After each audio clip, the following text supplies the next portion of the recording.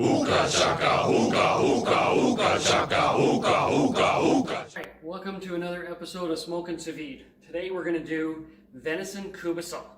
Now, this recipe, I've tried with a few. I found that adding more stuff and more spices just clouds the flavors in that.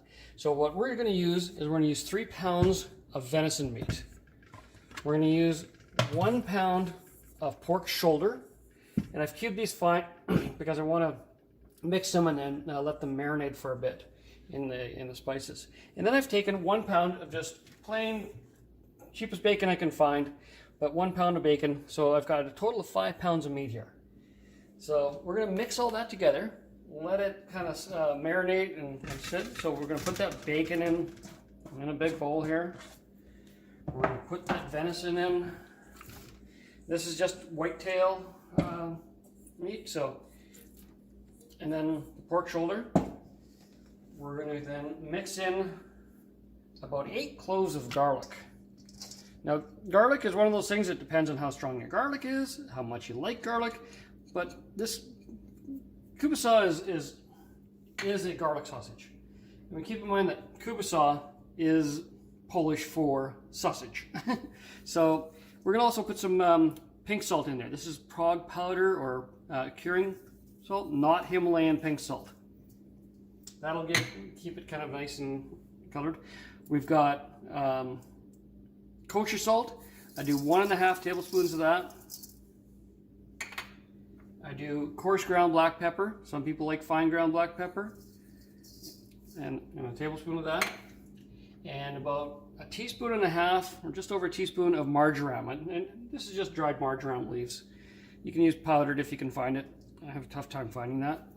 But we're going to mix that together. And then we're going to let it sit for a few hours before we grind it and then put it into the casing. So I don't put paprika. I don't put mustard powder. Those things have kind of made it more of a fusion that you lose a lot of the flavors, the natural flavors of the meat. And you know, this meat has just got lots of flavor, and it's a very nice combination of meats here. So we're going to let that sit in the fridge for about 2 to 4 hours, and then we're going to run it through the grinder and then put it into some sausage casings. The next day we'll leave it in the fridge overnight and then smoke it the next day, and I'll show you how that looks too.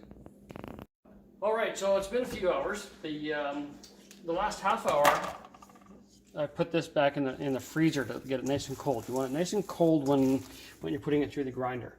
And we have 2.5 cups of ice here. Well, we have some crushed ice. I use the Vitamix just to crush that. Put it in a plastic bowl because it'll stick to a metal bowl. Keep that in the freezer till you're ready to grind.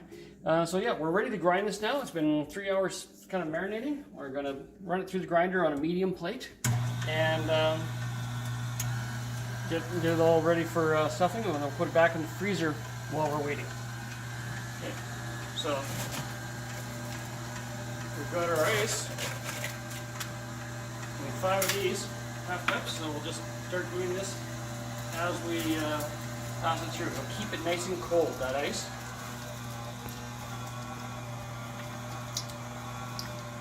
We're also going to add a little bit of moisture in there.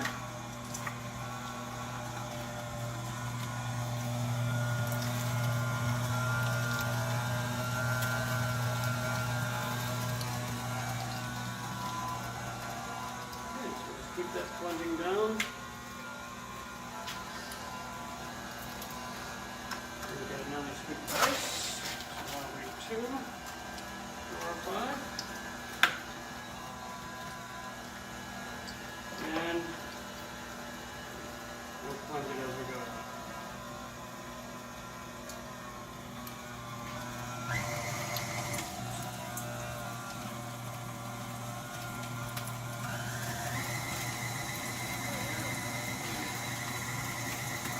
Okay, so let's just try to keep a little bit of ice going in with that meat. Meat's already mixed up, so we don't have to worry about the order that it goes in.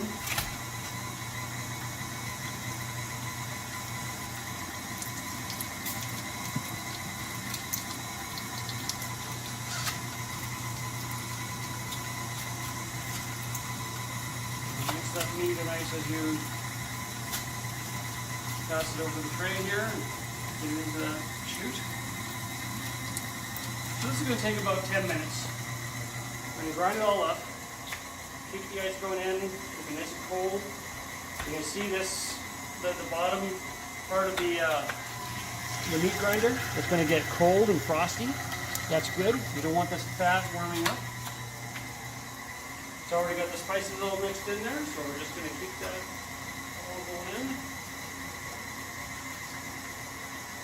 Okay. So I'll continue putting this in, and I'll show you what it looks like when we're done. Okay, so we're just finishing up the last bit. We don't need any more ice. We've got all that meat ground. Last little bit in there.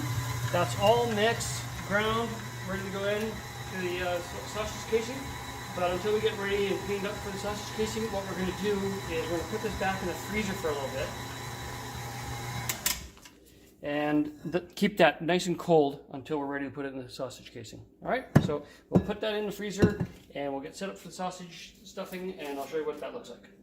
Okay, so we've got the sausage stuffing set up. Now, I'm showing you with this. If you got a sausage stuffing machine, that's going to manipulate the meat less and all that. So, but this is what, you know, a starter set will have. This works perfectly fine. So the meat's been in the freezer during this time, keeping it nice and cold. We'll get it back out of the freezer, and we're going to start stuffing. So for this, we're going to move it over a little bit more, and we're going to turn it on. Take as much meat as you can up into the top. And start it going down. This hand I've got free without gloves. I'm going to keep feeding this and just keep a little tension on here so that it doesn't get too loose. You want it to have a little bit of back pressure. So you keep that going into this. Oh, there you see it come out. There, you just want it to be nicely filled. No air bubbles. And this is going to take you about 20 minutes. It really depends. If you've got a sausage stuffer that's like the vertical tube stuffer and that, it's going to take you a lot less. This is kind of the starter way to do it. So I'm going to keep on going on this. I'm going to create one big long coil, and I'll show you what I use. But right now, I'm using an edible collagen casing. You can see the bag there. It's a 32 millimeter Wild West original collagen casing. I think these are great. You can get a natural casing if you want. You know, like a actual pig intestine or something like that. But these are great. I like these. And the 32 millimeter is what I like. So it's about 1.25 inches, 1.5 inches kind of thing. That's great size for Kielbasa. Okay, so I'm gonna fill this. I'm gonna show you what it looks like when it's completely full. Okay, we just finished stuffing all that in, so we're gonna take a little bit more extra casing just to tie a knot.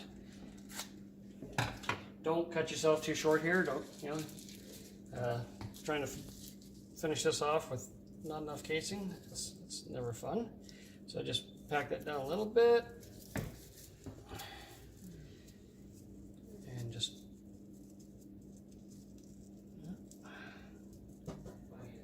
tie that as close to the end as I can.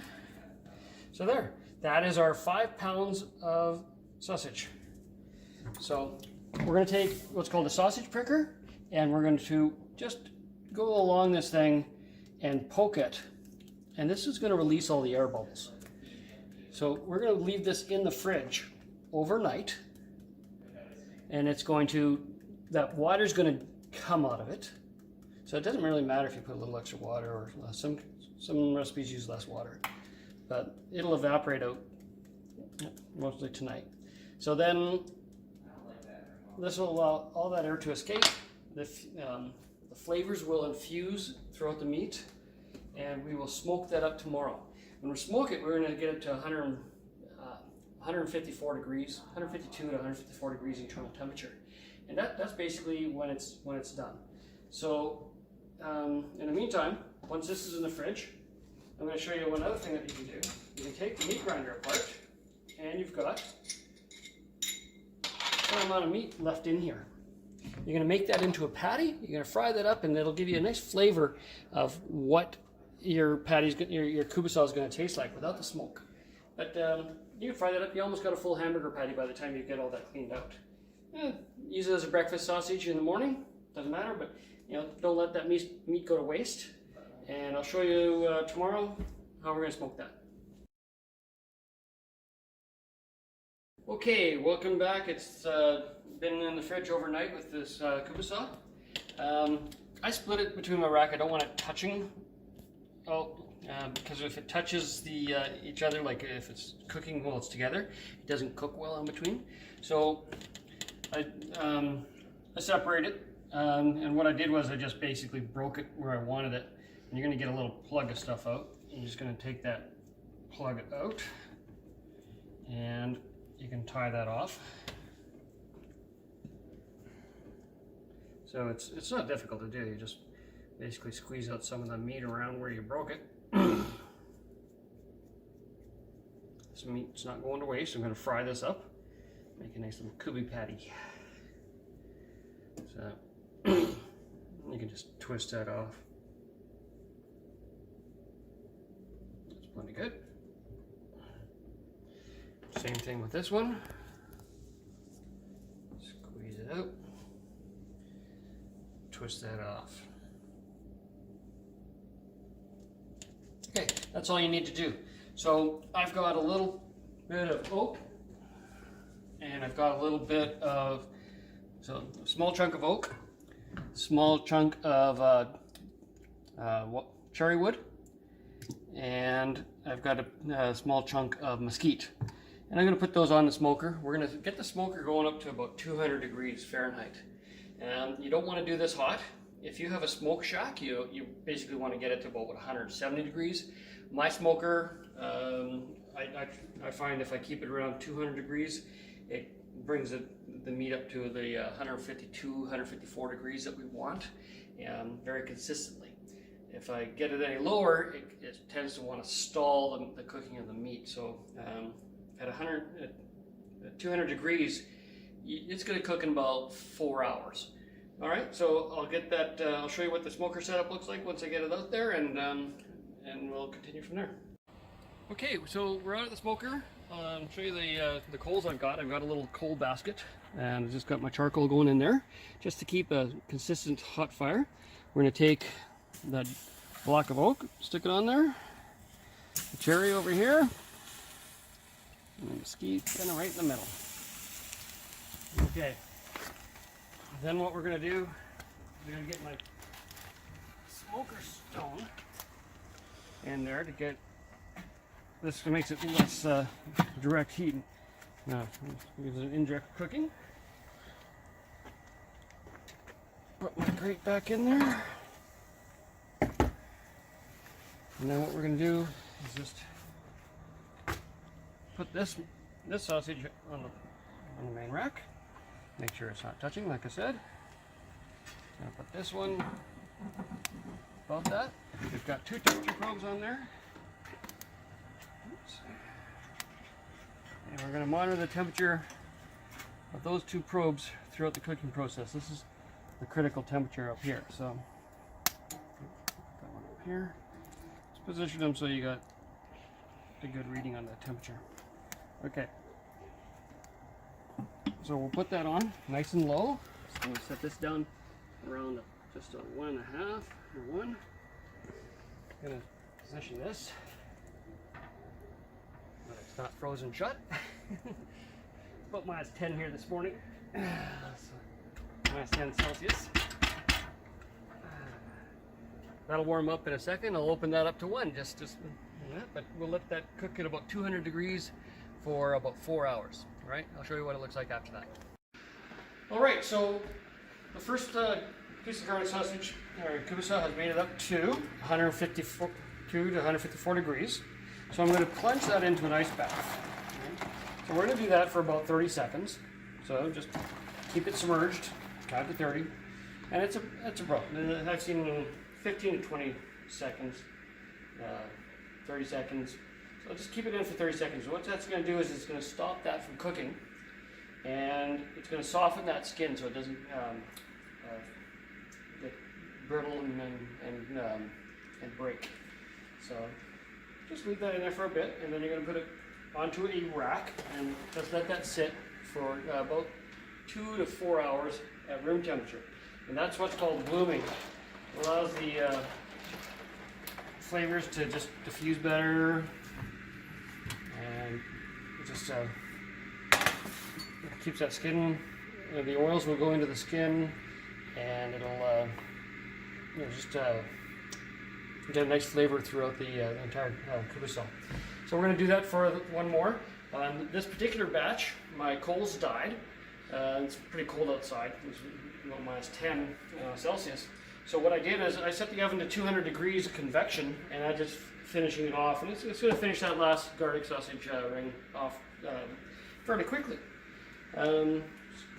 So we'll do that last one. We'll plunge it into the ice bath, let it sit for 2 to 4 hours, and then we'll get back to you and show you how it tastes. Okay, so both these kubasa rings were in the smoker for about 4.5 hours. I finished them off in the oven because my smoker died, but you can see that nice reddish color that they have from the smoke, and that InstaCure. It's going to keep that in a nice color, and we'll cut in those in a few hours. All right, it's been a couple of hours where the sausage has been blooming. So the kubasa, we're just going to make sure it's on a rack so that it stays dry. You don't want it to kind of any sort of moisture or touching when it's blooming. No, we're just going to cut it in about 3 sections in that. So 1, 2, about that. And there's no science to this. You just cut it in sections and vacuum bag it. Now you can see it's cooked all the way through. Got to 152. I actually did really, when the smoker stalled, it was really nice because just finishing it off in the oven, it actually was very quick and concise. So I did like that. You can see as we cut this, it's fairly coarse. Got to taste that. But the smoke is all the way through. The cure is all the way through. Spices. We taste it. That garlic, nicely roasted, has a nice flavor. I like fresh garlic as opposed to garlic powder. That has a lovely flavor. You can't even tell this is a venison kubasa. It has a very rich flavor. Very well done. The casing, edible casing, it's not a problem. Again, if you want different casings, go ahead and use it. Very impressed with this recipe. When you taste it, I'm sure you will be too. What I want you to do, subscribe to my channel if you want to see more recipes like this, especially with the venison. All my recipes are done for people who have a lot of allergies or food sensitivities. So you'll find that these are very clean, dairy-free, gluten-free, allergen-free kind of recipes. The main thing about this one is it's the marjoram that makes this kubasa have its unique flavor, and the garlic. And like German sausages use a lot of mace. I prefer the marjoram. And you can experiment with this however you want. It came out really nice, and feedback I've had from other people on this one, sausage has been, they're pretty impressed with it. So I'm sure you will be too. Subscribe to my channel if you want more. Talk to you next time.